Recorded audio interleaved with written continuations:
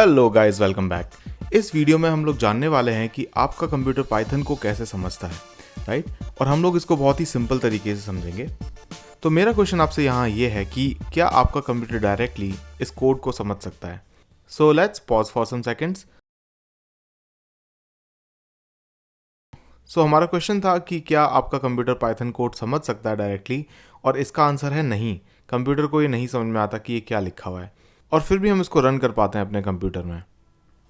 अगर हम चीज़ों को एकदम बेसिक से देखें, इवन स्मार्टफोन, आपका लैपटॉप, डेस्कटॉप, ये सब कंप्यूटर्स हैं, बिकॉज इसके अंदर there is something called processor, right.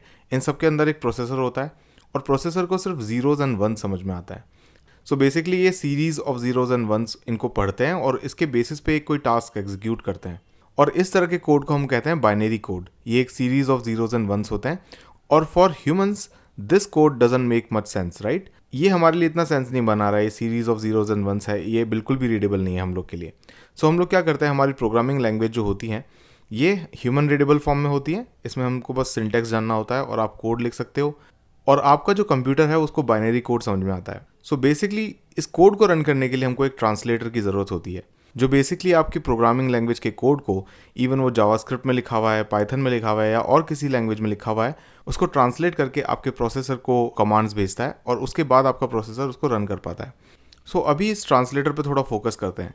देखिए, ट्रांसलेटर दो तरह के होते हैं। एक तरह का ट्रांसलेटर होता है इंटरप्रेटर, और दूसरा होता है कंपाइलर। आपको शायद पहले से ही पता होगा, या फिर मैं आपको बता देता हूँ कि हमारे पास ढेर सारी प्रोग्रामिंग लैंग्वेज है। आपको बस एक अच्छे से सीखनी होती है और बाकी आप इजीली सीख सकते हो, ठीक है। अभी हम कुछ पॉपुलर एग्जांपल्स के बारे में बात करते हैं। कुछ लैंग्वेजेस लाइक जावास्क्रिप्ट, पाइथन, ये इंटरप्रेटेड लैंग्वेज होती हैं, और इनका जो ट्रांसलेटर होता है इसको बोलते हैं इंटरप्रेटर। और कुछ लैंग्वेजेस ऐसी होती हैं like Java, C sharp, C++, इनके लिए जो ट्रांसलेटर होता है ये बेसिकली कंपाइलर होता है। नाउ इन दोनों को हमने अलग इसलिए किया है क्योंकि ये दोनों अलग अलग तरीके से काम करते हैं। For example, in case of compiler, आपका सारा कोड एक बार में कंपाइल होता है, एक बार में बेसिकली ट्रांसलेट हो जाता है। आपने जितनी भी बड़ी फाइल लिखी हुई है ये सारी जीरोज एंड वंस में कन्वर्ट हो जाती है एक बार में, और ये ज़्यादातर एग्जीक्यूटेबल फाइल होती है। इसके बाद आप इसको डायरेक्टली प्रोसेसर को दे सकते हो, वो इसको रन कर सकता है। Now on the other hand, हम जब पाइथन की बात करते हैं तो हमारे पास होता है इंटरप्रेटर।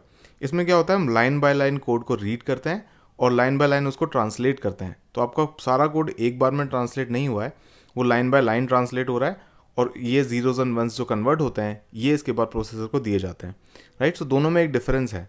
कंपाइलर केस में पूरा कोड एक बार में कंपाइल होता है, एक बार में ट्रांसलेट होता है, और in case of interpreter code line by line read होता है और उसके बाद उसको प्रोसेसर एग्जीक्यूट करता है। इन दोनों में बेसिक डिफरेंस है, ठीक है।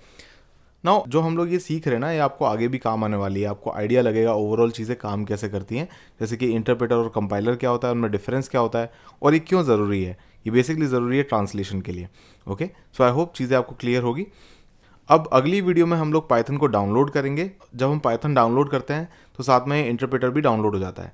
हम पाइथन को डाउनलोड करेंगे, अपना एनवायरनमेंट सेटअप करेंगे, हमारे इन सेक्शंस का पहला कोड लिखेंगे और उसको रन करके देखेंगे।